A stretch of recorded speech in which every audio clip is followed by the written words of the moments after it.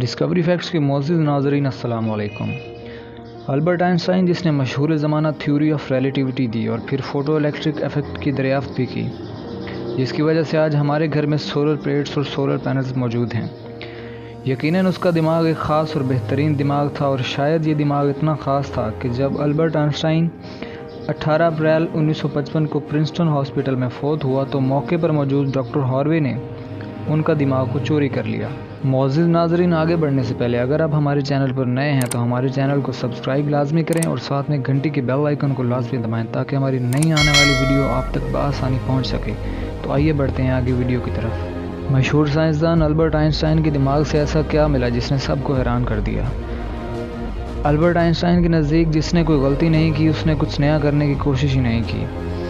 Albert Einstein Germany کی ایک یہودی خاندان میں 14 مارچ 1879 میں پیدا ہوا۔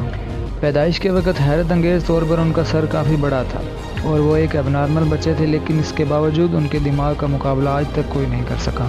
آج بھی سائنس ان کے تھیسس کے بغیر نامکمل ہے، اس لیے ہر کوئی ان کے دماغ کے بارے میں جاننا چاہتا ہے۔ 18 اپریل 1955 کو ڈاکٹر تھامس ہاروے نے البرٹ آئنسٹائن کے بعد ان کے خاندان کی اجازت کے بغیر البرٹ آئنسٹائن کا دماغ تحقیق کے لیے نکال لیا تھا، جس کی وجہ سے ان کو ملازمت سے نکال دیا گیا اور ان کو دماغ پر تحقیق کرنے کی اجازت نہ ملی۔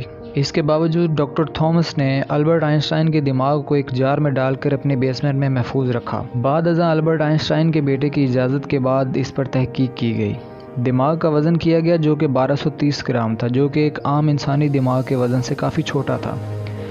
عام انسان کے دماغ کا وزن 1400 گرام ہوتا ہے۔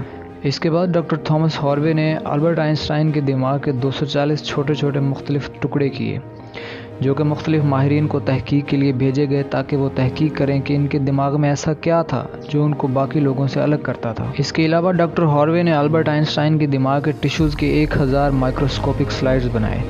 البرٹ آئنسٹائن کے دماغ میں سیل کی تعداد زیادہ تھی، ان کے دماغ کا سیریبریل کورٹیکس نام کا حصہ عام انسان کے دماغ سے کافی الگ تھا، اور دماغ کے اس حصے کے الگ ہونے کی وجہ سے ان کے سوچنے کا انداز بھی کافی الگ تھا۔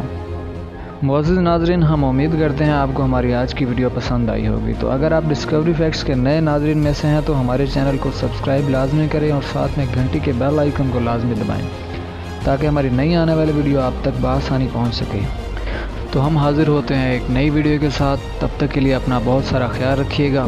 اللہ حافظ، فی امان اللہ۔